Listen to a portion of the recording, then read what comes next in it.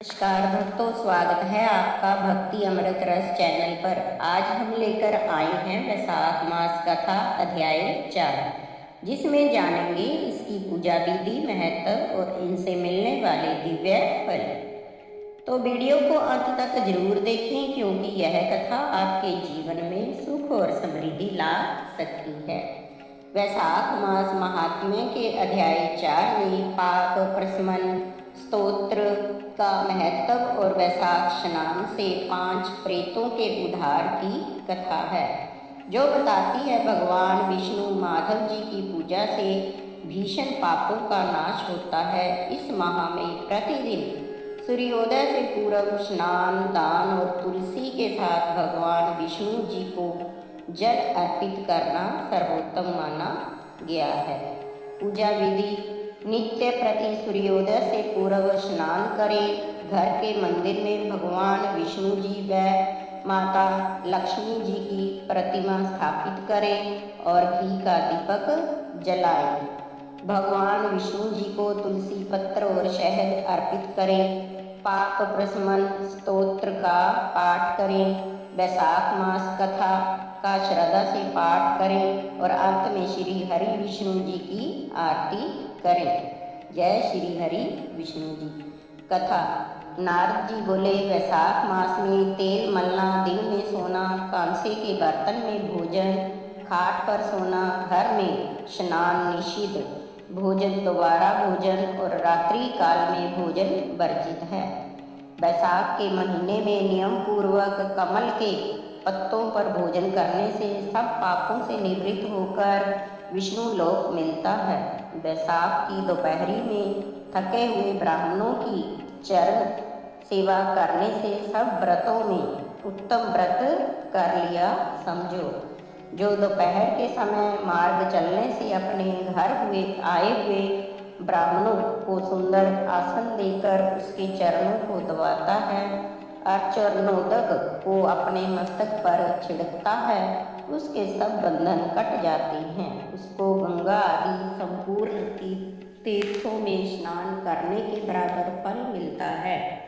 जो मनुष्य वैशाख में स्नान नहीं करते और कमल के पत्र पर भोजन नहीं करते, वह गधैया की योनि पाते हैं, पीछे खचरी की योनि को जाते हैं। जो मनुष्य हष्टपुष्ट, रोगहीन और स्वस्थ होकर भी वैशाख मास में स्नान नहीं करता, वह चंडाल की योनि पाता है।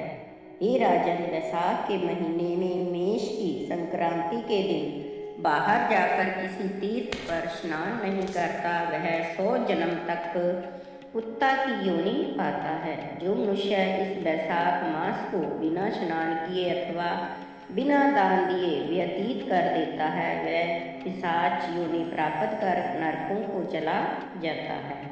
वैशाख मास में अन्नदान व जलदान न करने से पाप और दुख कभी दूर नहीं होते, इसमें संदेह नहीं है। वैशाख मास में नदी में स्नान करके विष्णु भगवान से मन लगाने से तीनों जन्मों के संचित पाप नष्ट हो जाते हैं, इसमें संशय नहीं है।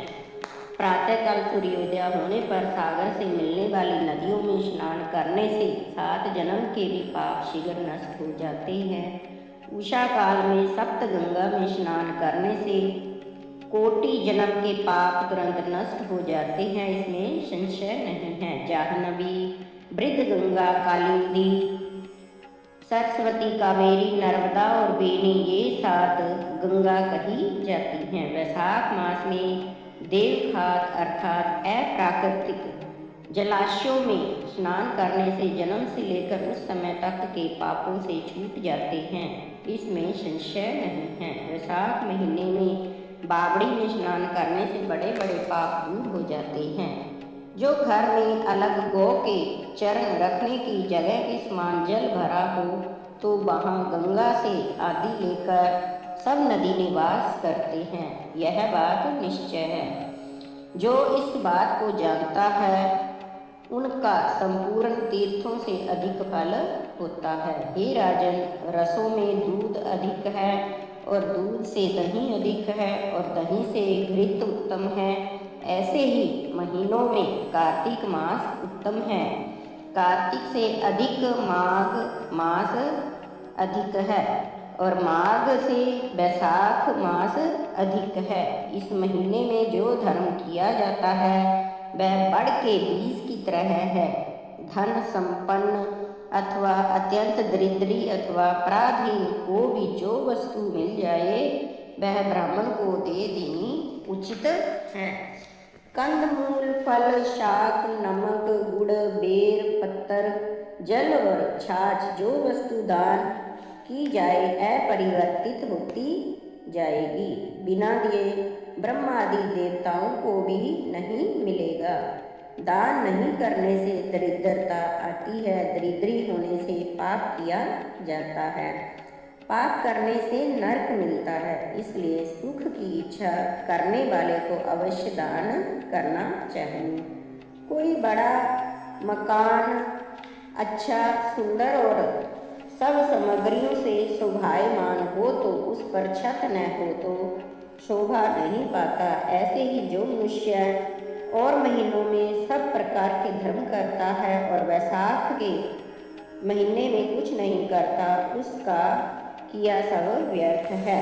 जैसे सुलक्षणी स्त्री पति के विद्यमान होने से ही लक्षणवती होती है, इसी तरह सभी धर्म कर्म वैशाख में न करने से व्यर्थ होते हैं। जैसे दया न होने पर सब गुण व्यर्थ हैं, ऐसे ही वैशाख में धर्म किए बिना संपूर्ण क्रिया व्यर्थ है। जैसे उत्तम शाक भी बिना नमक के स्वादिष्ट नहीं लगता, वैसे ही जो पुण्य वैशाख में नहीं किए जाते वे अच्छी रीति से सेवनीय नहीं हैं, न ही उनका कुछ कोई फल मिलता है। जैसे किसी रूपवती स्त्री का अच्छा श्रृंगार होने पर भी बिना वस्त्र सुहावनी नहीं लगती, ऐसे ही मनुष्य अनेक प्रकार की धर्म संबंधी प्रक्रिया करता है, परंतु वैशाख में न करने से सब शोभा को प्राप्त नहीं होती। इसलिए जैसे बने वैसे प्रयत्न पूर्वक वैशाख में धर्म करना उचित है, यह बात निश्चित है। मेष की संक्रांति में मधुसूदन भगवान का ध्यान करके प्रातःकाल स्नान कर और फिर विष्णु का पूजन करें। ऐसा न करने पर नरक मिलता है। वैशाख मास सद्य फल लायक है और इसके मधुसूदन भगवान देवता हैं। तीर्थ यात्रा, तप, यज्ञ, दान और होम आदि का फल भी इसमें अधिक होता है। इस मंत्र से मधुसूदन भगवान की प्रार्थना करें। मधुसूदन देवेश वैशाखे मेषगे खौ प्रातः स्नानम करिष्यामि निर्विघ्नं कुरु माधव। हे मधुसूदन देव, हे माधव, मैं वैशाख में मेष की संक्रांति भर प्रातः स्नान करने की कामना करता हूँ। आप इसे निर्विघ्न पूर्ण कर दीजिए, फिर अर्घ्य दें। अर्घ्य मंत्र वैशाखे मेषगे भानु प्रातः स्नान प्रायणः अर्घ्यतेहं प्रसाद्यां गृहान मधुसूदन। अर्घ्य मंत्र का अर्थ है, हे मधुसूदन, वैशाख में मेष की संक्रांति में स्नान कर आपको अर्घ्य देता हूँ, इसे भली भांति ग्रहण कीजिएगा। गंगा आदि सब नदी, तीर्थ, जल, सब जलाशय मेरे दिए हुए अर्घ्य को प्रसन्नता से ग्रहण करो और मुझ पर प्रसन्न हो। आप पापियों पर शासक योग्य समदर्शी सबके स्वामी हैं, इसलिए मेरे दिए अर्घ्य को ग्रहण कर यथोचित फल दीजिएगा। इस प्रकार अर्घ्य दे स्नान करें और फिर वस्त्र पहनकर और सभी कार्य को करें। वैशाख में होने वाले फूलों से मधुसूदन भगवान का पूजन करके विष्णु भगवान की वैशाख मास संबंधी दिव्य कथा सुने। वह कोटि जन्म के संचित पापों से छूटकर मोक्ष पाता है। उसको पृथ्वी, स्वर्ग और पाताल कहीं भी दुख नहीं होता। जो वैशाख में कांसे के पात्र में भोजन करता है और उत्तम कथा नहीं सुनता, न स्नान करता है, न दान, वह नरक में ही जाता है। 1000 ब्राह्मणों की हत्या का पाप किसी तरह दूर हो जाता है, परंतु वैशाख में जो स्नान नहीं करता उसका पाप कभी दूर नहीं होता।